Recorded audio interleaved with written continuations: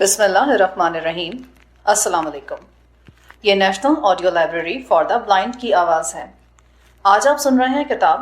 خون اور آنسوؤں کا دریا۔ اس کے مصنف ہیں قطب الدین عزیز اور آواز لبابہ حیدر کی ہے۔ اگر آپ بھی کوئی کتاب ریکارڈ کروانا چاہتے ہیں تو فون نمبر 0321434287 پر ہم سے رابطہ کریں۔ مشرقی پاکستان یعنی بنگلہ دیش میں وہ غیر بنگالی اور بہاری پاکستانی جو بے نوا تھے، غریب اور پرامن تھے، کسی ظلم میں شریک اور حصے دار نہ تھے، جنہوں نے اپنی نسلی پہچان کو کسی تنظیمی ڈھانچے میں بھی نہیں ڈھالا تھا، وہ سب یکم مارچ 1971 کے بعد عوامی لیگ کے قاتلوں اور پھر مکتی بہانے کی درندگی کا نشانہ بنتے گئے۔ بھارتی سرپرستی میں بنگالی قوم پرست دہشت گردوں نے ان کے بچوں، بوڑھوں اور عورتوں کو قتل کرنا، املاک کو لوٹنا اور ان کی مجبور اور بے بس عورتوں کو عصمت دری کا نشانہ بنانا شروع کیا۔ نسلی سطح پر ان کا نام و نشان مٹانے کے لیے حیوانیت کی انتہا کچھ ہوا۔ عوامی لیگ کی زیر قیادت مشرقی پاکستان میں مارچ اپریل 1971 کے درمیان غیر بنگالی پاکستانیوں اور پاکستان کے حامی بنگالیوں کے قتل عام کی رویداد جو بلڈ اینڈ ٹیئرز میں پہلی بار بیان کی گئی تھی، یہ اسی کتاب کا ترجمہ ہے۔ عینی شاہدوں کی دردناک اور پامال زندگیوں کی المناک آپ بیتیاں اس کتاب کا حصہ ہیں، جنہیں بنگلہ دیش سے پاکستان آنے والے خاندانوں نے بیان کیا اور قطب الدین عزیز صاحب نے 1973 میں تحریر کیا اور 1974 میں شائع کیا۔ اسے اردو کے علاوہ بنگلہ اور عربی میں بھی شائع ہونا چاہیے تھا، مگر افسوس کہ اردو ترجمہ 43 سال بعد شائع ہو رہا ہے۔ چشمدید گواہوں میں وہ والدین بھی شامل ہیں کہ جن کے بچوں کو ان کی آنکھوں کے سامنے قتل کیا گیا تھا۔ ان میں وہ بدقسمت بیویاں بھی شامل ہیں جن کے خاوند ان کے سامنے موت کے گھاٹ اتار دیے گئے۔ ان میں وہ بدقسمت لڑکیاں بھی ہیں جن کے اجتماعی عصمت دری کی گئی۔ خون اور آنسوؤں کا دریا، ایسٹ پاکستان ٹو بنگلہ دیش، بلڈ اینڈ ٹیئرز، قطب الدین عزیز، ترجمہ و تدوین سلیم منصور خالد اور ظہور احمد قریشی۔ نام کتاب خون اور آنسوؤں کا دریا، مصنف قطب الدین عزیز، ترجمہ و تدوین سلیم منصور خالد اور ظہور احمد قریشی۔ طبع اول جنوری 2017، طبع دوم نومبر 2023، تعداد 1100، مطبع سپونٹک، قیمت 1400 روپے، ناشر نزد منصورہ اسپتال، ملتان روڈ، لاہور 54790۔ گزارشات۔ جناب قطب الدین عزیز کی تاریخی کتاب بلڈ اینڈ ٹیئرز کے اوراق روح کو زخموں سے چور کر دیتے ہیں۔ بلا شبہ مشرقی پاکستان کی علیحدگی میں پاکستانی قیادت کی کوتاہیوں نے بھی حصہ لیا، لیکن اس المیے میں عوامی لیگ اور بھارت کا کردار نمایاں ہی نہیں، گھناؤنا بھی ہے۔ 1971 میں حکومت پاکستان نے باغیوں کے ہاتھوں غیر بنگالی پاکستانیوں کی نسل کشی کی تفصیلات مغربی پاکستانی شہریوں سے چھپائے رکھی تاکہ یہاں پر بنگالی ہم وطنوں کے خلاف انتقامی رد عمل نہ ہو اور گفت و شنید کے ذریعے کسی تصفیے کے امکانات پر برا اثر نہ پڑے، مگر اس احتیاط سے نہ ملک بچا اور نہ بہتے خون کا طوفان تھما۔ البتہ پاکستان کی تاریخ اور اس کا مستقبل ضرور داغدار ہو گیا۔ پھر یہ احتیاط مجرمانہ غفلت میں بدل گئی۔ اس خاموشی، بے حسی یا لاتعلقی کے نتیجے میں بھارت اور بنگلہ دیش نے پاکستان کے خلاف بدترین درخ گوئی کی، ہر روز نیا بہتان گھڑنا اور پاکستان پر اس انداز سے تھوپنا شروع کیا کہ وہ جھوٹ بھی سچ باور کیا جانے لگا۔ یہ کیسا سنگین المیہ ہے کہ خود پاکستان میں اکثر لکھنے بولنے والے آنکھیں بند کر کے اس یک طرفہ اور لغو پروپیگنڈے پر ایمان لاتے، پاکستان کو مورد الزام ٹھہراتے اور شفاق عوامی لیگی طائفے کو بطور ہیرو پیش کرتے ہیں۔ پاکستان کے قیام کے فوراً بعد پاکستان کے دونوں حصوں کے عوام کو بہت سی محرومیوں کا سامنا کرنا پڑا۔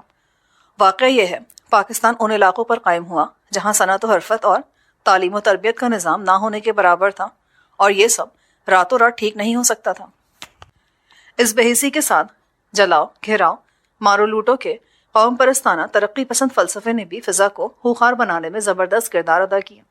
جس کا عملی مظاہرہ اس کتاب کے اوراق پر دیکھا جا سکتا ہے۔ خدا نخواستہ دشمن کی طرف سے یہی مظاہرہ موجودہ پاکستان میں بھی دہرایا جا سکتا ہے۔ بد انتظامی، جھوٹ، ظلم اور بیرونی مداخلت کے بل پر بنگلہ دیش بن گیا۔ ہم اس تلخ باب کو بند کر کے مسلم بنگلہ دیش کی آزادی، ترقی اور مسلم شناخت کے لیے دعا گو ہیں، لیکن اگر بنگلہ دیش پاکستان پر بھارتی لہجے میں یلغار جاری رکھتا ہے تو اس کا نتیجہ مثبت نہیں نکل پائے گا۔ ہم نے بلڈ اینڈ ٹیئرز کا اردو ترجمہ خون اور آنسوؤں کا دریا کے نام سے 2012 میں کر لیا تھا۔ نومبر 2013 میں محترم قطب الدین عزیز نے اس کی اشاعت کی اجازت عطا فرما دی تھی۔ تاہم نصف صدی پر پھیلی اس داستان رنج و الم کو عصر حاضر سے جوڑنے کے لیے کتاب کے آخر میں 2 مفصل مضامین کا اضافہ کیا گیا ہے: بنگلہ دیش میں محصور پاکستانیوں کا مقدمہ اور بنگلہ دیشی و بھارتی پروپیگنڈے کا تجزیہ۔ پاکستان کی تاریخ کے اس المناک باب کو پیش کرتے ہوئے پاکستان کے عاشق زار اور قابل قدر سید کمال خالد صاحب کے شکر گزار ہیں کہ انہوں نے بے وطن اور محصور پاکستانیوں کی بحالی کے لیے پوری زندگی لگا دی ہے۔ عزیز دوست نعیم احمد صاحب کے سپاس گزار ہیں جنہوں نے اس کتاب کے اشاعت میں بھرپور دلچسپی لی۔ کمپوزنگ کے لیے عزیر شامی، سید حیدر زیدی اور فراز احمد سلیم کی محنت اور طباعت کے لیے راشد الیاس مہر کے ذوق و شوق پر احسان مند ہیں۔ 25 جنوری 2017، سلیم منصور خالد اور ظہور احمد قریشی۔ پس منظر: قطب الدین عزیز۔ مارچ 1971 کے پہلے ہفتے میں جب عوامی لیگ نے مشرقی پاکستان میں تحریک سول نافرمانی کا آغاز کیا، اسی وقت مشرقی پاکستان کے طول و عرض میں لاقانونیت، آتش زنی، لوٹ مار اور بے قابو قتل و غارت کا سلسلہ صوبے کے طول و عرض میں جنگل کی آگ کی طرح پھیل گیا۔ اس اہم مرحلے پر جنرل آغا یحییٰ خان کی صدارت میں ماشاء اللہ حکومت کے تحت وفاقی وزارت اطلاعات و نشریات کے ایک اعلیٰ افسر نے مجھے ہدایت کی کہ میری نیوز ایجنسی کو کوئی ایسی خبر شائع نہیں کرنی چاہیے جس میں ملک کے اس مشرقی حصے میں باغیوں کی طرف سے غیر بنگالی ہم وطنوں پر جاری ظلم و ستم کا ذکر ہو۔ مغربی پاکستان کی دوسری پریس سروسز اور اخبارات کو بھی ایسی ہی ہدایات دی گئی تھیں۔ اس پر میں نے جب وزارت اطلاعات و نشریات سے احتجاج کیا اور یہ کہا کہ خبروں پر اس طرح کی پابندی لگانا غیر اخلاقی ہے، تو وزارت اطلاعات نے وضاحت کی،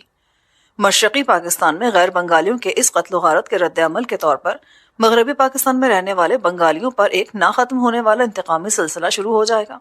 اس طرح دونوں صوبوں کے درمیان تعلقات کے تناؤ میں اضافہ ہوگا اور نتیجہ یہ نکلے گا کہ عوامی لیگ کے ساتھ بات چیت کے ذریعے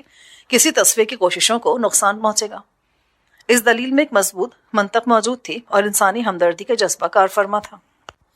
نتیجے کے طور پر مغربی پاکستان کے تمام ذرائع ابلاغ نے بڑی دیانتداری سے وفاقی حکومت کی ان ہدایات پر عمل کیا، جن کی وجہ سے بغاوت کی آگ میں جلتے ہوئے مشرقی پاکستان میں عوامی لیگ کی جانب سے بے یار و مددگار مغربی پاکستانیوں، خصوصاً پنجابی اور پشتو بولنے والوں، بہاریوں اور غیر بنگالیوں پر توڑے جانے والے ظلم و ستم اور انسانی نسل کشی سے متعلق خبروں کو بڑی بے نیازی سے دبایا گیا۔ عوامی لیگ کے دہشت گردوں نے اپنی تحریک کے شروع ہی کے چند دنوں میں مشرقی پاکستان کے ذرائع ابلاغ و مواصلاتی نظام پر پورا کنٹرول حاصل کر لیا۔ اس طرح مغربی پاکستان یا دوسرے ممالک کے ذرائع ابلاغ کے لیے اور ذاتی پیغامات کے لیے بذریعہ تار بھیجے جانے والے پیغامات کو بھی، جن میں ذرا برابر بھی غیر بنگالیوں کے قتل عام کے بارے میں کچھ اشارہ ہوتا، بڑی مہارت سے روک دیا جاتا۔ آگ کی طرح پھیلنے والی مشرقی پاکستان میں غیر بنگالیوں کے خلاف منظم ظلم و ستم کی کہانیاں ان مغربی پاکستانیوں کے ذریعے باہر آئیں، جو عوامی لیگ کے ہاتھوں اس ہولناک شورش زدہ ایام میں خوفزدہ ہو کر ہوائی جہازوں یا بحری جہازوں کے ذریعے جان بچا کر مغربی پاکستان پہنچے تھے۔ اس کے باوجود ملک کے مغربی حصے کے کسی اخبار نے ان رپورٹوں کو شائع کرنے کی جرات نہ کی۔ مارچ کے تیسرے ہفتے کے دوران 5000 خوفزدہ مغربی پاکستانیوں اور دوسرے غیر بنگالی شہریوں سے بھرا ہوا بحری جہاز چٹاگانگ سے کراچی پہنچا۔ حیرت کی بات ہے کہ ان کی حالت زار کے بارے میں مغربی پاکستان کے اخباروں میں ایک لفظ بھی شائع نہ ہوا۔ در حقیقت ایک مقامی اخبار نے چٹاگانگ سے آنے والے مسافروں کے حوالے سے یہ لکھنے کی جسارت کی تھی کہ مشرقی پاکستان میں حالات معمول کے مطابق ہیں، اور یہ تاثر دیا گیا کہ جیسے یہ بچھڑے ہوئے وہ لوگ ہیں جو بڑے دلکش انداز میں ہستی بستی عمومی صورتحال سے نکل کر آئے ہیں۔ مارچ 1971 کے پورے تکلیف دہ مہینے میں کئی دنوں تک خوفزدہ غیر بنگالی پاکستانی فوج کے کنٹرول میں ڈھاکہ ایئرپورٹ کے میدانوں میں پڑے رہے اور بخیریت مغربی پاکستان پہنچنے کے لیے سواری کی سہولت کا انتظار کرتے رہے، لیکن نہ تو عالمی پریس نے اور نہ مغربی پاکستان کے پریس نے ان معصوم لوگوں کے بارے میں کچھ لکھا جو عوامی لیگ کے ظلم و ستم کی وجہ سے جان بچا کر یہاں پہنچے تھے۔ مغربی پاکستان سے تعلق رکھنے والے مسلح افواج کے افسروں اور عام شہریوں کی مست شدہ لاشوں کے تابوت کراچی پہنچے اور اس کے ساتھ ڈھاکہ سے آئے روتے، چیختے اور چلاتے غیر بنگالی مہاجرین اور ان کے خاندانوں کے بھرے ہوئے جہاز کراچی اترے، لیکن ان دل دہلا دینے والے احوال و مناظر کا مغربی پاکستان کے اخباروں میں کہیں کچھ ذکر تک نہ تھا، کیونکہ وفاقی ماشاء اللہ حکومت کا حکم تھا کہ مشرقی پاکستان میں غیر بنگالیوں کے اس قتل عام کا ذکر نہ کیا جائے۔ اسلام آباد میں وفاقی حکومت کی وزارت اطلاعات و نشریات کے بنگالی سیکریٹری نے ان تمام اخبارات کو سخت سزا کی دھمکی دی تھی جنہوں نے ایک وقت وزارت کے حکم کی خلاف ورزی کرنے کی ٹھانی تھی۔ جسٹس ریٹائرڈ زیڈ ایچ لاری صاحب، جو کراچی میں کونسل مسلم لیگ کے لیڈر تھے اور 1971 میں تقسیم ہند کے موقع پر بھارت سے ہجرت کر کے پاکستان آئے تھے، ان کی پارٹی کا عوامی لیگ سے گٹھ جوڑ تھا۔ میری درخواست پر انہی لاری صاحب نے مارچ 71 کے دوسرے ہفتے میں بڑے نرم انداز میں پریس کو بیان دیتے ہوئے شیخ مجیب الرحمان سے مشرقی پاکستان میں موجود غیر بنگالیوں کی حفاظت کرنے کی درخواست کی تھی۔ جب میں مارچ 71 کے افسوسناک واقعات کی طرف مڑ کر دیکھتا ہوں تو مجھے اس بات کا اعتراف کرنا چاہیے کہ باوجود اس کے کہ میری پریس سروس کا دائرہ کار ضلعی نمائندوں کے ذریعے مشرقی پاکستان کے اندرونی علاقوں تک پھیلا ہوا تھا، لیکن میں غیر بنگالیوں کے قتل کے تناسب، صفاقی اور اس کے پھیلاؤ سے پوری طرح واقف نہ تھا۔ ڈھاکہ اور چٹاگانگ یہ دو شہر تھے جہاں سے مجھے غیر بنگالیوں کے قتل کی سرسری رپورٹوں نے کراچی میں خبردار کیا تھا، اور زیادہ تر مشرقی پاکستان سے آنے والے ان مہاجرین کی وجہ سے آگاہ ہوا جن سے میں کراچی ایئرپورٹ پر ملا تھا۔ دراصل میں اس قتل عام سے پوری طرح باخبر نہیں تھا جس کا ارتکاب ایسٹ پاکستان رائفلز EPR اور ایسٹ بنگال ریجمنٹ EBR سے مل کر عوامی لیگ کے جنونی جنگی دہشت گرد مختلف شہروں اور قصبوں میں کر رہے تھے، اور جہاں آگ اور موت کا ایک اندھوناک طوفان برپا تھا۔ مشرقی پاکستان میں بڑھتے ہوئے بحران کے بارے میں میرے ایک مکتوب 14 مارچ 1971 کو، جو کہ روزنامہ کرسچن سائنس مانیٹر اور روزنامہ ملواکی جرنل میں شائع ہوا، میں نے لکھا تھا: ڈھاکہ سے آنے والی اطلاعات کے مطابق عوامی لیگ کی طرف سے کی گئی ہڑتال کے نتیجے میں عوامی سطح پر لوٹ مار، آتش زنی اور قتل جیسے پرتشدد واقعات پورے شہر میں پھیل گئے ہیں۔ بنگالی جنگی جنونیوں نے مغربی پاکستانیوں کی مشرقی پاکستان میں موجود املاک کو بہت زیادہ نقصان پہنچایا ہے۔ مشرقی اور مغربی پاکستان کے درمیان ٹیلی فون کا رابطہ تقریباً ناقابل استعمال ہو چکا ہے، اور کراچی اور ڈھاکہ کے درمیان فضائی رابطہ برائے نام ہے۔ عوامی لیگ کی جانب سے مارچ 71 میں برپا کردہ بغاوت کے دوران غیر بنگالیوں کو لوٹنے اور انہیں قتل کرنے کے حوالے سے اپریل 71 کے پہلے ہفتے میں مغربی یورپ اور بھارت کے اخبارات میں اصل واقعات کو بہت کاٹ چھانٹ کر شائع کیا گیا۔ ٹائمز آف لنڈن نے 6 اپریل 1971 کے اشاعت میں لکھا: ان ہزاروں مسلم مہاجرین کو مشرقی پاکستان کے ناراض بنگالیوں نے موت کے گھاٹ اتار دیا جو کہ تقسیم ہند کے موقع پر ہجرت کر کے آئے تھے۔ روزنامہ اسٹیٹس مین نئی دہلی نے اپنی اشاعت مورخہ 4 اپریل 1971 میں لکھا: لاکھوں مسلم غیر بنگالی جو کہ مشرقی بازو میں پھنسے ہوئے ہیں، ان کو ہمیشہ سے ڈر رہا ہے کہ وہ مشرقی اور مغربی بازوؤں کی جبکرش کا شکار ہو سکتے ہیں۔ اب اندیشہ ہے کہ بنگالی ان غیر بنگالیوں سے بدلہ لینے کے لیے ان پر پل پڑیں۔ ہزاروں چشمدید گواہوں جن کا تعلق مشرقی پاکستان کے 3 بڑے اہم شہروں سے تھا، انہوں نے بیک آواز یہ بات کہی، اور جسے اس کتاب میں محفوظ کر لیا گیا ہے، کہ مغربی پاکستانیوں،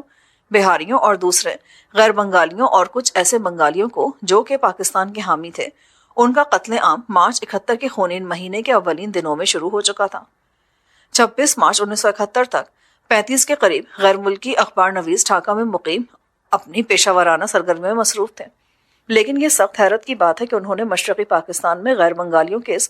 منظم قتل عام کے بارے میں شاید ہی کہیں رپورٹ کیا ہو۔ مختلف اخبار نویسوں پر مشتمل اس ٹولے میں بہت سے امریکی اخبار نویس بھی شامل تھے جن کے دلوں میں ان بنگالیوں کے لیے بہت زیادہ ہمدردی تھی جو کہ نومبر 1970 کے سمندری طوفان کی نظر ہو گئے تھے، اور جو عوامی لیگ کی پبلک ریلیشنز کی مہم چلانے والوں کے جادو کے اسیر تھے۔ وہ یہ ماننے کے لیے تیار نہ تھے کہ عوامی لیگ جیسی فاشسٹ تنظیم میں شامل ان کے پیارے اس قسم کے جرائم کا ارتکاب کر سکتے تھے یا غیر بنگالیوں کے قتل عام کے لیے دوسروں کو اکسا سکتے تھے۔ پیگی ڈیوڈن، جو کہ نیو یارک ٹائمز کے میگزین سیکشن کے لیے لکھتی تھیں اور ان کا خاوند بھی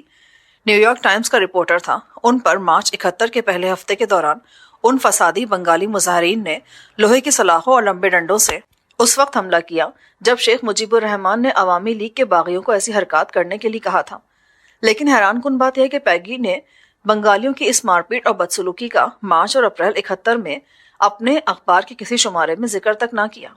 2 مئی 1971 کو پیگی نے نیو یارک ٹائمز کے میگزین سیکشن میں پاکستانی فوج کی بنگالی باغیوں پر مبینہ زیادتیوں کا ذکر کرتے ہوئے عوامی لیگ کے نفرت انگیز رویے کا پہلی مرتبہ یوں اعتراف کیا: بنگالی مظاہرین نے ڈھاکہ میں مارچ 71 کے ابتدائی دنوں میں مجھ پر اور میرے خاوند پر حملہ کیا تھا۔ ڈھاکہ میں ان بہاریوں یعنی اردو بولنے والے پاکستانیوں نے جن کے رشتہ داروں کو اس شہر میں اور صوبے کے دوسرے حصوں میں قتل کیا گیا تھا، ہوٹل انٹر کانٹیننٹل میں مقیم پریس رپورٹروں سے رابطہ قائم کرنے کی کوششیں شروع کی۔ مگر ان کوششوں کو عوامی لیگ کے ان دہشت پسندوں نے ناکام بنا دیا جنہوں نے ہوٹل جانے والے تمام راستوں پر قبضہ جما رکھا تھا۔ عوامی لیگ کے لوگوں کے ٹیلی فون ایکسچینج پر قبضے کی وجہ سے اور آنے جانے والی تمام ٹیلی فون کالوں کو سننے کی وجہ سے غیر بنگالیوں کا ٹیلی فون پر گفتگو کرنا جان جوکھوں کا کام ہو گیا تھا۔ ایک برطانوی نامہ نگار جو کہ مارچ 71 میں ڈھاکہ میں تھا مجھے بتایا کہ میں مارچ 71 کے تیسرے ہفتے کے دوران نئی دہلی میں مقیم اپنے اخباری ساتھی کے ساتھ ٹیلی فون پر گفتگو کر رہا تھا۔ جو ہی میں نے مشرقی پاکستان بھر میں غیر بنگالیوں کے خون منجمد کر دینے والے قتل عام کے واقعات کا ذکر کرنا شروع کیا تو میری ٹیلی فون کال کاٹ دی گئی۔ پاکستانی حکومت نے مشرقی پاکستان میں ڈیوٹی پر آئے ہوئے ان 35 غیر ملکی اخبار نویسوں کو ڈھاکہ سے ملک بدر کرنے کی احمقانہ حرکت کر کے بہت بڑی قیمت ادا کی، جن کو انہوں نے عوامی لیگ اور دوسرے بنگالی باغیوں کے خلاف 26 مارچ 1971 کو وفاقی فوج کے حرکت میں آنے سے ایک دن پہلے ڈھاکہ سے نکال دیا تھا۔ ان اخباری نمائندوں میں چند ایک بڑے نمایاں اور اثر و رسوخ والے امریکی اخبار نویس بھی شامل تھے۔ انہوں نے پاکستان کی فوجی حکومت کے خلاف دل میں بغض رکھا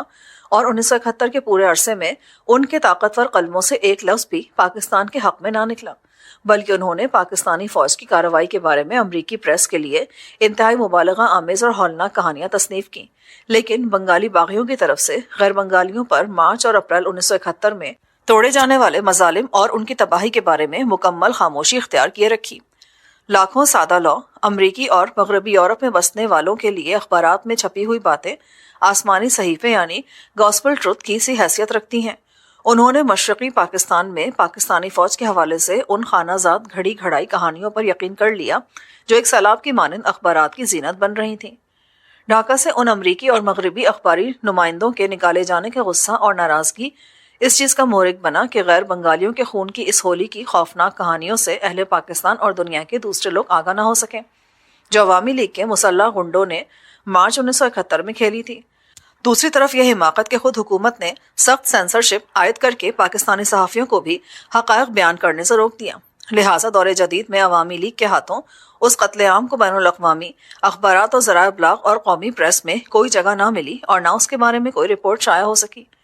اپریل 1971 کے پہلے ہفتے کے آخر میں وفاقی وزارت اطلاعات نے پاکستانی اخباری نمائندوں کو مشرقی پاکستان میں باغیوں کے تباہ کیے ہوئے حصوں کا دورہ کرایا۔ اس گروپ کے ساتھ جانے کی مجھے بھی دعوت دی گئی تھی۔ انہی دنوں میں حکومت سندھ کی طرف سے قائم کی گئی سوشل ویلفیئر ایسوسی ایشن کمیٹی کی رپورٹ تیار کرنے میں مصروف تھا۔ میں اس کمیٹی کا چیئرمین تھا۔ چونکہ میں اس رپورٹ کو مکمل کر کے صوبائی حکومت کو 12 اپریل 1971 تک جو کہ آخری تاریخ تھی دینے کا پابند تھا، اس لیے میں نہ جا سکا۔ اخباری نمائندے جو مشرقی پاکستان کے دورے پر گئے ان میں سے ایک اینتھنی مسکارن ہاس تھا جو کراچی سے شائع ہونے والے انگریزی روزنامہ مارننگ نیوز کا اسسٹنٹ ایڈیٹر اور لندن کے اخبار سنڈے ٹائمز کا نمائندہ تھا۔ 2 مئی 1971 کو سنڈے ٹائمز نے ایک مضمون شائع کیا جو اگرچہ بعد از وقت تھا لیکن عوامی لیگ کی طرف سے مارچ اپریل 71 میں بغاوت نے جو تباہ کن اثرات چھوڑے تھے ان کے بارے میں تھا۔ مشرقی پاکستان میں وسیع پیمانے پر غیر بنگالیوں کے اس انتہائی افسوسناک قتل عام پر اس نے کچھ روشنی ڈالی جس میں تقریباً 1 لاکھ غیر بنگالیوں کو بنگالی باغیوں نے موت کے گھاٹ اتار دیا تھا۔ لیکن ایک ہی مہینے کے بعد اس مضمون کا اثر زائل ہو گیا اور اس کی مصدقہ حیثیت اس وقت شکوک و شبہات کا شکار ہو گئی جب سنڈے ٹائمز میں ایک مضمون شائع ہوا جس کا عنوان تھا "Why the refugees fled" یعنی مہاجر کیوں بھاگے، اور اس مضمون کو بھارتی ملی بھگت سے امریکہ اور کینیڈا کے کئی اخباروں نے 2 بار شائع کیا۔ بھارتیوں کے اکسانے اور زہر آلود کرنے کی وجہ سے اینتھنی مسکارن جون کے شروع میں کراچی سے لنڈن پہنچا اور سنڈے ٹائمز نے مشرقی پاکستان میں وہاں کے ہندوؤں کی مبینہ نسل کشی پر مبنی زہر آلود مضامین کا ایک سلسلہ شائع ہوا۔ ان مضامین کا نشانہ براہ راست پاکستانی فوج تھی۔ اپنے 13 جون کے مضمون میں غیر جانبداری کی آڑ لیتے ہوئے اینتھنی مسکارن نے بنگالی باغیوں کے ہاتھوں غیر بنگالی لوگوں کے قتل عام کا ایک سرسری تذکرہ کیا۔ ہزاروں بدقسمت خاندانوں کو جو 1947 میں تقسیم ہند کے وقت بہار سے ہجرت کر کے مشرقی پاکستان آئے تھے انہیں بڑی بے دردی سے صفحہ ہستی سے مٹا دیا گیا۔ عورتوں کی آبرو ریزی کی گئی یا خاص طور پر بنائے گئے چاقوؤں سے ان کی چھاتیوں کو کاٹ دیا گیا۔ بچے بھی اس ظلم سے نہ بچ سکے۔ جو ذرا قسمت والے تھے ان کو ان کے والدین کے ہمراہ قتل کر دیا گیا، لیکن ان میں ہزاروں ایسے بھی تھے جن کو زندگی بھر کے لیے معذور کر دیا گیا۔ ان کی آنکھیں نکال دی گئیں اور ان کے بازو اور ٹانگیں کاٹ دی گئیں۔ غیر بنگالیوں کی 20,000 سے زائد لاشیں بڑے بڑے شہروں جیسے چٹاگانگ، کھلنا اور جیسور میں پائی گئی ہیں۔ اصل تعداد جو مجھے مشرقی بنگال میں بتائی گئی ہے وہ 1 لاکھ سے زیادہ ہو سکتی ہے، کیونکہ ہزاروں غیر بنگالی بغیر کسی نام و نشان کے غائب کر دیے گئے ہیں۔ جن پاکستانی اخباری نمائندوں نے اپریل 71 میں مشرقی پاکستان کا دورہ کیا تھا اور جن کی رپورٹیں مغربی پاکستان کے اخباروں میں شائع ہوئی تھیں، انہوں نے عوامی لیگ کی طرف سے کیے گئے قتل عام کے بارے میں، جس کے نتیجے میں غیر بنگالیوں کی آبادی کا ایک بڑا حصہ بڑی بے رحمی سے ختم کر دیا گیا تھا، حیرت انگیز طور پر کوئی تفصیل نہ بتائی۔ اس کی وجہ حکومت پاکستان کی وہ تشویش تھی جس کے تحت مغربی پاکستان میں موجود بنگالی آبادی کو کسی ممکنہ انتقامی کارروائیوں سے بچانا چاہتی تھی۔ میں اس وقت حواس باختہ ہو گیا اور میں نے اپنا خون رگوں میں جمتا محسوس کیا جب میں نے اپریل 71 کے وسط میں چٹاگانگ سے جان بچا کر کراچی آنے والے غیر بنگالی پاکستانیوں سے ان کی روداد سنی۔ ان کے کہنے کے مطابق عوامی لیگ کے منظم دہشت گردوں اور باغیوں نے غیر بنگالیوں کو قصابوں کی طرح کاٹا۔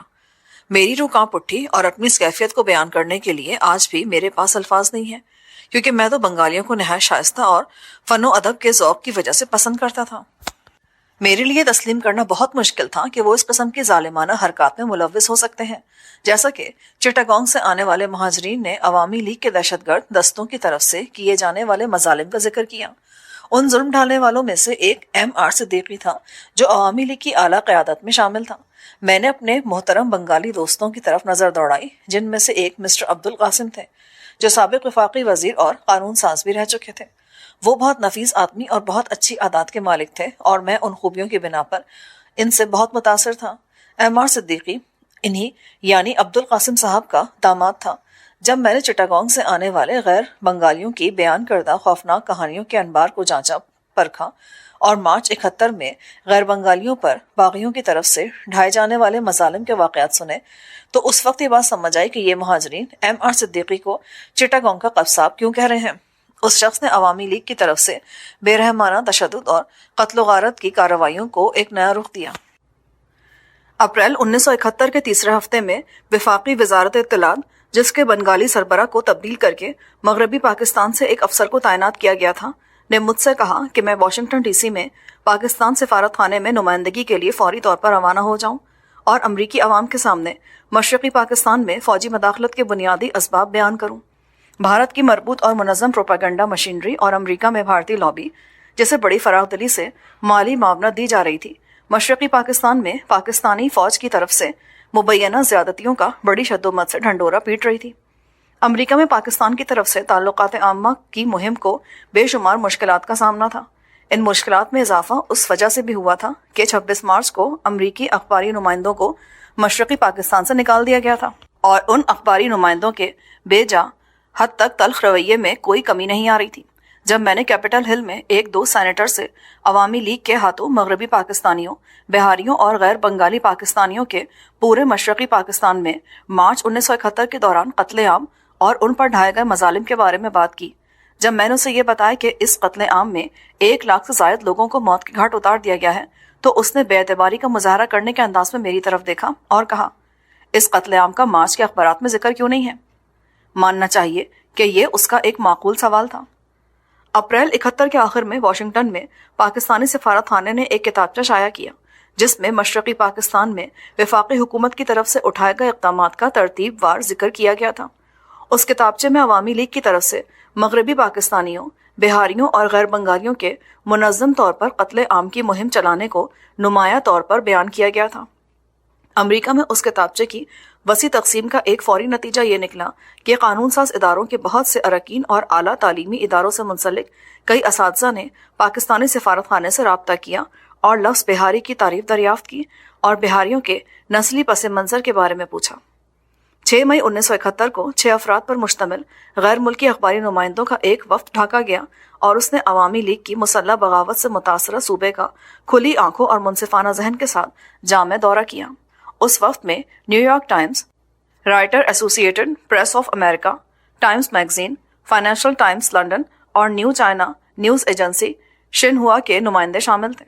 انہوں نے سینسر کی پابندی کے بغیر مشرقی پاکستان سے خبریں ارسال کی جن میں عوامی لیگیوں کے ہاتھوں بہاریوں اور غیر بنگالیوں کے وسیع پیمانے پر ہولناک قتل عام کے بارے میں بتایا گیا۔ یہ حالات ان اخباری نمائندوں نے ان چشمدید گواہوں اور اس ظلم کا شکار ہونے والوں سے انہوں نے سنے جو اس منظم قتل عام کا نشانہ بنے تھے۔ پاکستان کے سفارت خانے نے فوری طور پر موقع پر موجود ان غیر ملکی اخباری نمائندوں کی خبروں اور ان کے بیان کردہ حالات کے اقتباسات پر مبنی ایک کتابچہ شائع کیا، جنہوں نے مئی 1971 کے دوسرے ہفتے کے دوران مشرقی پاکستان کا دورہ کیا تھا۔ بھارتی، امریکی اور علیحدگی پسند بنگالیوں کے حامیوں نے ان غیر ملکی اخبار نویسوں پر بہتان باندھا کہ انہیں دھوکہ دیا گیا ہے اور غلط طور پر باور کرایا گیا کہ یہ اجتماعی قبریں غیر بنگالیوں کی ہیں۔ علیحدگی پسند بنگالیوں کے غلط دعووں کے مطابق یہ قبریں ان بنگالیوں کی ہیں جن کو فوج نے قتل کیا تھا۔ بھارتی پروپیگنڈا مشینری نے فوری طور پر غیر ملکی اخبار نویسوں کو نئی دہلی میں جلے ہوئے گھروں اور زمیں بوس مارکیٹوں کی تصاویر مہیا کی اور دعویٰ کیا کہ ان کو مشرقی پاکستان میں موجود فوج نے تباہ کیا تھا، حالانکہ صورتحال اس کے بالکل برعکس تھی۔ درحقیقت تباہی پر مبنی یہ کارروائی ان باغی بنگالیوں کی تھی جو ہر طرح کے اسلحے سے لیس تھے اور جنہوں نے لوٹ مار، گھیراؤ، جلاؤ اور قتل و غارت کا بازار گرم کر رکھا تھا۔ کچھ تصاویر کے متعلق دعویٰ کیا گیا کہ یہ ان عورتوں کی ہیں جو مبینہ طور پر پاکستانی فوج کی زیادتیوں کا نشانہ بنی، مگر تصاویر کے بغیر معائنے سے ظاہر ہوا کہ ان میں موجود خواتین کے نئے نقش لباس مغربی پاکستان سے تعلق رکھنے والی خواتین کے ہیں، نہ کہ بنگالی عورتوں کے، اور وہ یہ بدنصیب غیر ملکی بنگالی عورتیں تھیں جنہیں خود عوامی لیگی غنڈوں نے بے حرمت کیا تھا۔ امریکہ اور مغربی یورپ میں موجود بھارت کے سرکاری طور پر پروپیگنڈا کرنے والے اداروں نے جنگی بنیادوں پر سیلابی ریلے کی طرح بے شمار کتابیں اور پمفلٹ شائع کیے جن میں پاکستانی فوج پر لاکھوں بنگالیوں کو اندھا دھند قتل کرنے کا الزام لگایا گیا تھا۔ ان کتابوں اور پمفلٹوں میں اضافی طور پر یہ بھی الزام لگایا گیا کہ پاکستانی فوج نے بنگالی ہندوؤں کی نسل کشی کی اور 2 لاکھ بنگالی خواتین کی عصمت دری کی۔ مغربی پاکستانیوں پر ان بھارتی پروپیگنڈا کتابوں میں یہ ٹھپا لگانے کی کوشش بھی کی گئی کہ یہ جرمن نازیوں سے زیادہ بدتر ہیں۔ بھارتی پروپیگنڈا باز لیڈروں نے اس غلیظ ترین جھوٹ کی کہانیوں کا تانا بانا اس طرح سے بنا کہ بنگالی باغیوں کی طرف سے غیر بنگالیوں کا قتل عام پس منظر میں چلا گیا اور بھلائی جانے والی تاریخ کے مانند خاک میں دفن ہو کر رہ گیا۔ مشرقی پاکستان کی صورتحال کے بارے میں حکومت پاکستان نے ایک قرطاس ابیض یعنی وائٹ پیپر اگست 1971 میں شائع کیا۔ چونکہ اسے بہت تاخیر سے شائع کیا گیا تھا، پھر بھی اس میں عوامی لیگیوں اور دوسرے باغیوں کی طرف سے غیر بنگالیوں کے قتل عام کے بارے میں مایوس کن حد تک سرسری حالات بیان کیے گئے تھے۔ اس لیے بنیادی طور پر ایک سچی دستاویز ہونے کے باوجود یہ قرطاس ابیض بین الاقوامی سطح پر خاطر خواہ اثر نہ ڈال سکا، جیسا کہ اب پتہ چل رہا ہے کہ مارچ اپریل 71 میں درجنوں جگہوں پر ہزاروں غیر بنگالیوں کو ذبح کیا گیا تھا، لیکن ان جگہوں کا اس قرطاس ابیض میں ذکر تک نہیں تھا۔ حکومت پاکستان عوامی لیگ کی طرف سے جاری کی گئی غیر بنگالیوں کی نسل کشی کی تحریک کے بارے میں اس تاخیری تجزیے کو مناسب طور پر مشتہر نہ کر سکی اور اس طرح بین الاقوامی سطح پر اپنے مقدمے کو پیش کرنے اور اس کی تشہیر کرنے میں بری طرح ناکام ہو گئی۔ یہ سب ہماری بیوروکریسی کی بے رحمانہ سستی اور فرض منصبی ادا نہ کرنے کی بیماری کا شاخسانہ تھا۔ باوجود اس بات کے کہ اس قرطاس ابیض میں مناسب اور مکمل تفصیلات نہیں تھیں، تب بھی اگر یہ قرطاس ابیض اپریل 71 کے آخر تک شائع کر دیا جاتا تو غیر ملکی پڑھنے والوں میں عوامی لیگ کے ہاتھوں ڈھائے جانے والے مظالم کے بارے میں خوفناک حد تک شدید رد عمل پیدا ہو سکتا تھا۔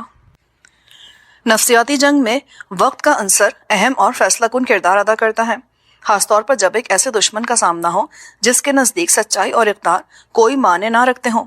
اگست 71 تک بھارت نے اپنے ملک میں مہاجرین کی آمد کو بڑھا چڑھا کر پیش کر کے اور اس کا ذمہ دار پاکستانی فوج کو قرار دے کر مغربی دنیا اور خود مغربی پاکستان میں رائے عامہ کو اس قدر زہر آلود کر دیا تھا کہ ہمارے شائع کردہ قرطاس ابیض میں نہ حالات کو درست بیان کیا گیا اور نہ ریکارڈ کو درست انداز سے پیش کیا گیا۔ دوسری طرف سیلابی انداز میں شائع اور تقسیم کی گئی بے شمار بھارتی کتابوں اور پمفلٹوں کا کوئی توڑ نہ کیا گیا کہ جن میں پاکستان اور پاکستانی فوج پر بے بنیاد الزامات لگائے گئے تھے۔ وفاقی وزارت اطلاعات و نشریات کی جانب سے مشرقی پاکستان میں حالات معمول کے مطابق آنے کے بارے میں ایک دستاویزی فلم کی تیاری بروقت قدم تھی۔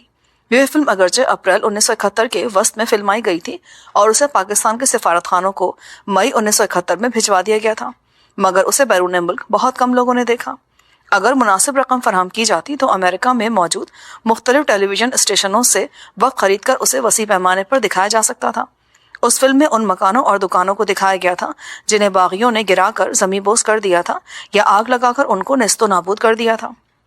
اس فلم میں ان دوزخ نما بچڑ خانوں کے متعلق بہت کم ثبوت مہیا کیے گئے جن کو مارچ 71 میں باغیوں نے ہزاروں غیر بنگالیوں کو صفحہ ہستی سے مٹانے کے لیے استعمال کیا تھا۔ عوامی لیگ کی خون خشک کر دینے والی اور وحشی پن میں چلائی گئی نسل کشی کی مہم اور وسیع پیمانے پر انسانی جانوں کو بے دردی سے موت کے گھاٹ اتارنے کے نشانات کو اس فلم میں واضح طور پر نہیں دکھایا گیا تھا۔ پاکستان پیپلز پارٹی کے چیئرمین جناب ذوالفقار علی بھٹو کی تحریر کردہ کتاب دا گریٹ ٹریجڈی یعنی عظیم المیہ ستمبر 1971 میں شائع ہوئی۔ اس میں مشرقی پاکستان میں نازک دور کی بنیاد، عوامی لیگ کی قیادت کے علیحدگی پسند ارادوں اور ڈھاکہ میں مارچ 71 کے تیسرے ہفتے کے دوران منعقدہ آئینی گفتگو کے بارے میں شیخ مجیب الرحمان کی ہٹ دھرمی اور غیر مصالحانہ رویے کے بارے میں روشنی ڈالی گئی ہے۔ اس کتاب میں پاکستان پیپلز پارٹی کی ان کوششوں کا بھی ذکر ہے جو اس نے ایک متحدہ پاکستان کے دائرے میں رہتے ہوئے پاکستان کے دونوں بازوؤں سے تعلق رکھنے والی بڑی سیاسی جماعتوں کے درمیان ایک وسیع اتحاد کے حوالے سے کی تھی۔ مسٹر بھٹو کا آئین سے متعلق نقطہ نگاہ کسی بھی الزام سے پاک تھا اور اپنی جماعت کے کردار کے حوالے سے بھرپور اور منطقی تھا۔ دی گریٹ ٹریجڈی دنیا بھر میں جس طرح مشتہر ہونی چاہیے تھی، ہماری بدقسمتی کہ وہ بھی اس درجے مشتہر نہ ہو سکی یا مشتہر نہ کی گئی۔ نومبر 1971 کے آخر میں نے امریکہ سے واپسی کے بعد اس وقت اسلام آباد میں حکومت میں شامل مؤثر جرنلوں میں سے ایک جرنل سے ملاقات کی اور ایک ایسی کتاب کی تیاری، اشاعت اور اس کی وسیع طور پر تقسیم کے بارے میں بات کی جس میں مارچ اپریل 1971 کے دوران عوامی لیگ کی طرف سے کیے گئے قتل عام میں زندہ بچ جانے والوں کے چشمدید واقعات درج ہوں۔ مجھے پتہ چلا کہ چشمدید گواہوں سے کچھ قابل اعتماد ثبوت اکٹھے کیے گئے تھے، لیکن پاکستان کے جرنل اس وقت مشرقی پاکستان پر بھارت کے حقیقی حملے اور بھارت کے ساتھ ممکنہ اور ایک مکمل جنگ کے حوالے سے بہت زیادہ مصروف تھے۔ 1972 کے اوائل میں کئی ان غیر بنگالیوں سے ملا جو مشرقی پاکستان میں جنگ کی وجہ سے بے گھر ہو گئے تھے اور جنہوں نے کراچی کے علاقے اورنگی میں پناہ لے رکھی تھی، جو وہاں مشرقی پاکستان میں آسودہ حال تھے مگر پھر یہاں جھوپڑیوں میں رہائش پذیر تھے اور قسم پرسی کی زندگی بسر کر رہے تھے۔ مشرقی پاکستان میں ان لوگوں نے جو تکالیف اٹھائیں ان کا تذکرہ سن کر میں لرز اٹھا۔ ان کے بیان کے مطابق عوامی لیگ کے باغیوں نے اس قتل عام کا بازار ان علاقوں میں گرم کیا جو ملک کے مشرق میں آدھے حصے پر مشتمل تھے اور جہاں غیر بنگالی نسبتاً زیادہ آباد تھے۔ اس نسل کشی کی وجہ سے کئی ایک علاقوں میں انسانی آبادی کا مکمل صفایا ہو گیا۔ ان کے دیے گئے ثبوتوں سے پتہ چلا کہ عوامی لیگ کے باغی اور ایسٹ پاکستان رائفلز اور ایسٹ پاکستان ریجمنٹ کے بنگالی فوجی وہ پہلے حملہ آور تھے جو ان علاقوں میں خون آشام آندھی کی طرح وارد ہوئے اور انہوں نے بے گناہ اور معصوم غیر بنگالیوں کا قتل عام کیا۔ لاقانونیت اور موت کے اس کھیل نے مارچ اپریل 1971 میں پورے صوبے کو اپنی لپیٹ میں لے لیا اور اس خونین کھیل کا بنیادی ہدف عوامی لیگ کا ہر قیمت پر اختیار و حکومت حاصل کرنا تھا۔ میں نے ان شہادتوں کی بنیاد پر ایک کتاب لکھنے کے بارے میں سوچا، لیکن میرے پاس مشرقی پاکستان کے ان لاتعداد شہروں اور دیہات کے چشمدید گواہ موجود نہ تھے کہ جہاں سے کہیں کافی حد تک اور کہیں مکمل حد تک غیر بنگالیوں کا صفایا کر دیا گیا تھا۔ اس دوران میں نے اپنی ایک کتاب مشن ٹو واشنگٹن پر کام شروع کیا جس میں نے بھارت کو بے نقاب کیا تھا کہ کس طرح اس نے پاکستان کو توڑنے کے لیے امریکہ میں سازشیں کی۔ اپنی ذاتی معلومات اور تجربات کی بنیاد پر میں نے اس کتاب میں امریکہ کے ساتھ بھارتی گٹھ جوڑ کی تفصیلات بیان کی جس کے تحت بھارت نے دسمبر 1971 میں مشرقی پاکستان پر حملہ اور اس پر قبضہ کرنے سے بہت پہلے پاکستان کی افواج کو امریکی اسلحے کی فراہمی رکوانے کے لیے امریکہ اور اس کے حلیف ملکوں کی رائے عامہ کو پاکستان کے خلاف زہر آلود کیا تھا۔ میری یہ کتاب جنوری 1973 میں شائع ہوئی تھی۔ پروفیسر رش بروک ولیمز ایک معروف برطانوی اخبار نویس اور مصنف ہیں۔ انہوں نے اپنی کتاب دا ایسٹ پاکستان ٹریجڈی میں جو 1972 میں شائع ہوئی مشرقی پاکستان کے بحران کے سیاسی پہلوؤں پر کھلے انداز میں بحث کی اور پاکستان کے موقف کو معقولیت کے ساتھ بیان کیا ہے۔ میجر جنرل فضل مقیم کی کتاب لیڈرشپ ان کرائسس یعنی قیادت کا بحران 1973 میں ہی شائع ہوئی تھی۔ اس میں مشرقی پاکستان کے بحران کے سیاسی و فوجی پہلوؤں پر اور علیحدگی پسند باغیوں کو بھارت کی طرف سے ملنے والی فوجی اور مالی امداد اور پھر بھارت کے ساتھ دسمبر 1971 کی تباہ کن جنگ کے بارے میں تفصیل سے بحث کی گئی ہے۔ مارچ 1971 کے واقعات کے بارے میں بھارت کے اما اور بھرپور وسائل سے طوفانی صورت میں شائع ہونے والی کتابوں اور رسائل میں کیے گئے پروپیگنڈے کے توڑ کے لیے پاکستان کے جوابی اقدام افسوسناک حد تک کمزور، نیم دلانہ اور ناکافی تھے۔ 1973 کے موسم گرما اور موسم خزاں کے دوران میں نے مشرق وسطی، مغربی یورپ اور امریکہ کا تفصیلی دورہ کیا۔ میں نے کتابوں کی دکانوں پر اور خاص طور پر ان دکانوں پر جہاں غیر ملکی کتابیں بکتی تھیں دیکھا کہ وہاں بے شمار ایسی کتابیں ہیں جن میں پاکستان کی بہترین فوج کے خلاف ہتک آمیز مواد تھا۔ بھارتی پروپیگنڈے ہی کے سلسلے کی جو 2 کتابیں میں نے پڑھی تھیں اور جنہیں پڑھ کر مجھے سخت صدمہ ہوا تھا، ان میں سے ایک میجر جنرل ڈی کے پالٹ کی کتاب دا لائٹننگ کیمپین تھی، جس میں مصنف نے مشرقی پاکستان میں متعین پاکستانی فوج کے خلاف دشنام ترازی کے انبار لگا دیے ہیں، بلکہ صحیح لفظ استعمال کروں تو گالیوں کی بوچھاڑ کی ہیں۔ پھر اولگا اولسن کی کتاب ڈاکٹر ہے، جس میں مصنفہ نے پاکستان کی فوج کی طرف سے اٹھائے گئے اقدامات کے سلسلے میں بنگالیوں کی مشکلات کو انتہائی مبالغہ آمیز انداز میں بیان کیا ہے۔ میں نے 2 موٹی جلدوں پر مشتمل بنگلہ دیش ڈاکیومنٹس یعنی بنگلہ دیش دستاویز بھی دیکھی ہیں، جو کہ بھارتی حکومت کی طرف سے امریکہ میں وسیع پیمانے پر تقسیم کی گئی تھیں، جن میں بھارت کو امن کے فرشتے کے طور پر پیش کرنے کی کوشش کی گئی ہے، جن میں پاکستان کی طرف سے مشرقی پاکستان میں کیے گئے اقدامات کو مبینہ طور پر ظلم و ستم اور بدمعاشی قرار دیا گیا ہے، اور جس کے خلاف بقول مصنف بھارت نے بڑے صبر و تحمل کا مظاہرہ کیا۔ میں نے کتابوں کی ان دکانوں پر ایک بھی کتاب ایسی نہیں دیکھی جس میں مارچ 1971 کے دوران اس ظلم و ستم اور قتل عام کا ذکر ہو جو عوامی لیگ کے مسلح باغیوں کی طرف سے بے یار و مددگار بہاریوں اور دوسرے غیر بنگالیوں کے خلاف پورے مشرقی پاکستان میں وسیع پیمانے پر جاری رکھا گیا۔ امریکہ اور مغربی یورپ میں کم از کم 1973 کے موسم خزاں تک یہ تاثر تھا کہ پاکستانی فوج کی طرف سے 1971 میں کیے گئے اقدامات میں بہاریوں نے ان کے ساتھ گٹھ جوڑ کیا، اور یہ کہ دسمبر 1971 کے تیسرے ہفتے میں پاکستانی فوج کی شکست کے بعد بنگالیوں کو یہ قانونی حق حاصل ہو گیا تھا کہ وہ بہاریوں کے خلاف انتقامی، انصاف اور بے ایمانہ تشدد کا مظاہرہ کریں۔ شرق اوسط میں کچھ سیاستدانوں اور صحافیوں نے، جو اگرچہ پاکستان کے ساتھ دوستی میں مخلص تھے، مجھ سے پوچھا کیا پاکستانی فوج کی طرف سے مشرقی پاکستان میں مبینہ طور پر روا رکھی گئی زیادتیوں سے متعلق داستانیں درست ہیں، اور کیا یہ بے رحمی پاکستانیوں کے مزاج میں رچی بسی ہے، اور کیا یہ ان کی سوچ کا حصہ ہے؟ میں ان پیدا کیے گئے شکوک و شبہات کی وجہ سے خوفزدہ ہو گیا، جو بھارتی حکومت کی ایک باقاعدہ مہم کا نتیجہ تھے، اور جس کی وجہ سے ہمارے اپنے دینی بھائی اور دوست ممالک شکوک و شبہات میں مبتلا ہو گئے تھے۔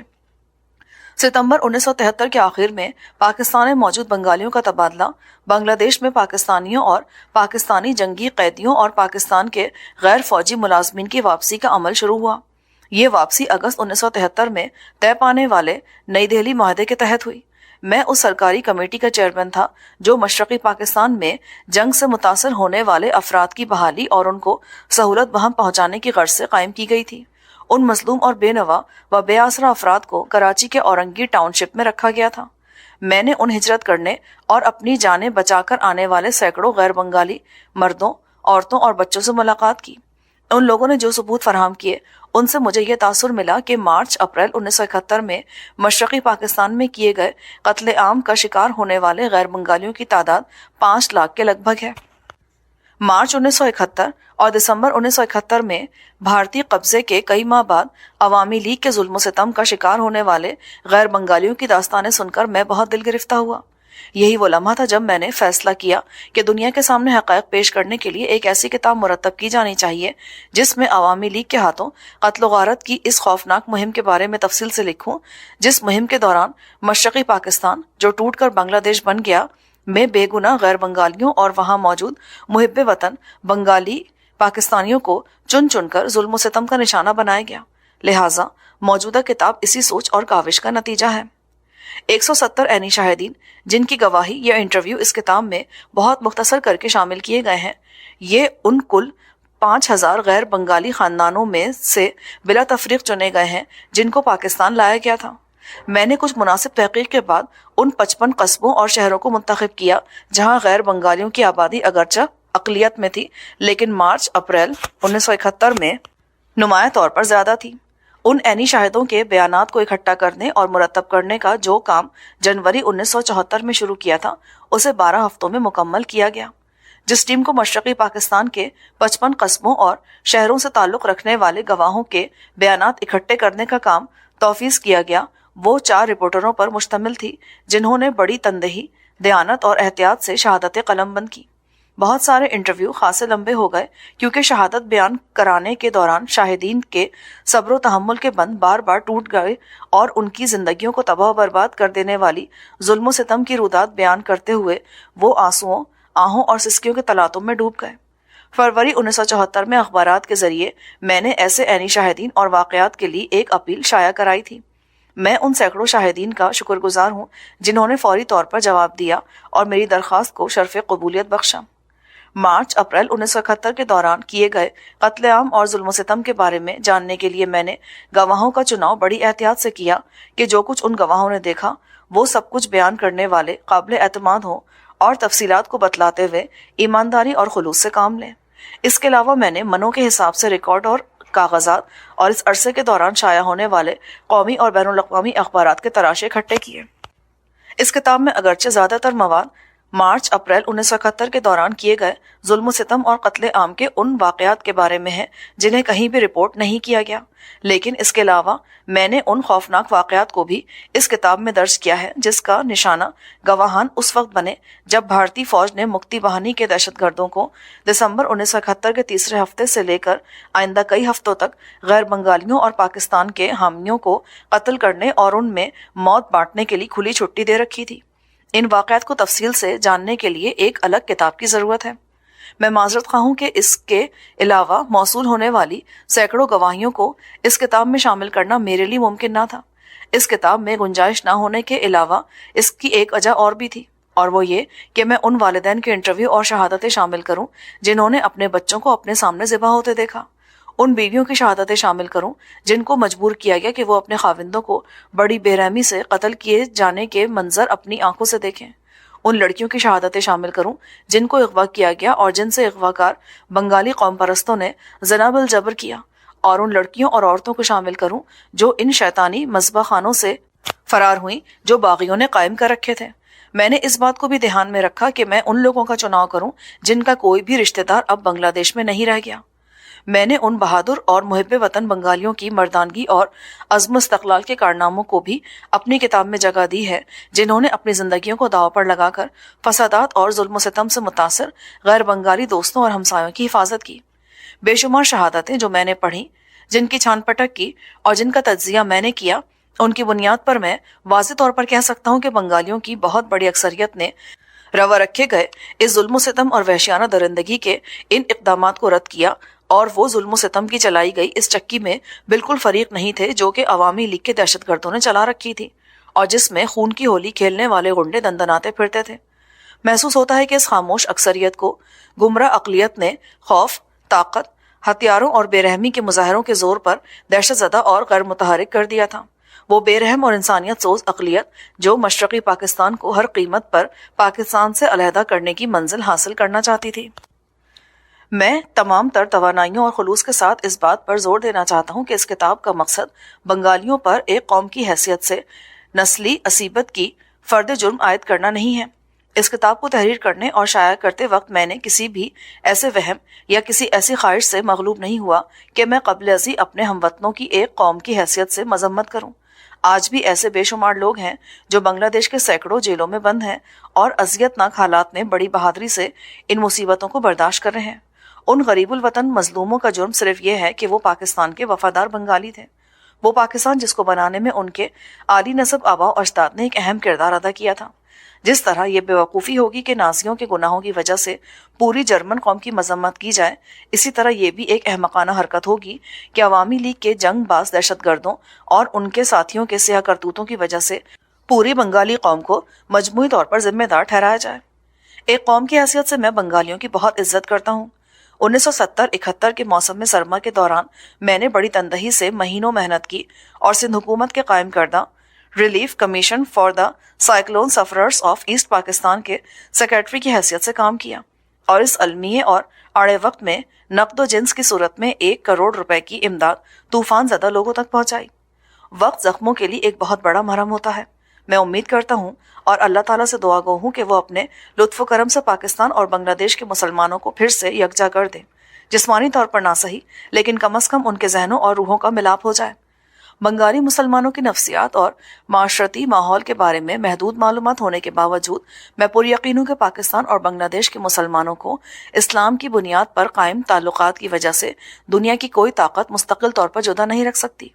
باوجود اس کے کہ 1971 کا المیہ اور اس کے بعد افسوسناک واقعات رونما ہوئے۔ دونوں ملکوں کے باشندے عالمی اسلامی برادری کے تقسیم نہ ہونے والے ملی وجود کا حصہ ہیں۔ بلڈ اینڈ ٹیئرز یعنی خون اور آنسوؤں کا دریا اس وقت شائع کی جا رہی ہے جبکہ مغربی پاکستان میں موجود وہ تمام تر بنگالی جنہوں نے بنگلہ دیش کا چناؤ کیا تھا بنگلہ دیش بھجوائے جا چکے ہیں اور ان کے خلاف کسی بھی ممکنہ انتقامی کارروائی کے امکانات مکمل طور پر ختم ہو چکے ہیں۔ وہ بے شمار بہاری اور غیر بنگالی جو اب پاکستان منتقل ہو چکے ہیں، ان کی امداد اور بحالی ہماری اخلاقی اور سماجی ذمہ داری ہے۔ انہوں نے تمام تر تکالیف اس لیے برداشت کی کہ انہوں نے اور ان کے والدین نے یا ان کے بچوں نے اپنے آپ کو نظریہ پاکستان کے لیے وقف کر دیا تھا، اور ان میں سے بہت سو نے اس مقصد کے لیے اپنے خون کا نذرانہ پیش کیا۔ انہوں نے اس آفت اور تباہی کا سامنا اپنے کسی ذاتی مقصد کے لیے نہیں کیا تھا، اس لیے وہ اس بات کے پوری طرح حقدار ہیں کہ ان ہولناک واقعات کے نتیجے میں کرچی کرچی ہونے والوں کی زندگیوں کو بحال کرنے میں ہماری تمام تر ہمدردی اور پرزور حمایت حاصل ہو۔ میں ان تمام لوگوں اور ان لوگوں کے واقعات جو کہ افسوس ہے اس دنیا میں نہیں رہے، ان کی دلخراش یادوں کو خون اور آنسوؤں کا دریا میں شامل کرنے کے لیے انسانی بنیادوں اور انسانی جذبوں کے تحت تیار کیا۔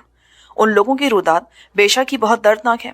یہ روداد اگرچہ پوری طرح بیان نہیں ہوئی اور اس کتاب میں جو کچھ شامل کیا گیا ہے وہ اس پوری غم انگیز داستان کے کچھ حصے ہیں۔ یہ واقعات وہ زخم ہیں جو کہ ابھی تازہ ہیں اور ان لوگوں اور سننے والوں اور پڑھنے والوں کے دلوں کو ایک اذیت میں مبتلا رکھے ہوئے ہیں۔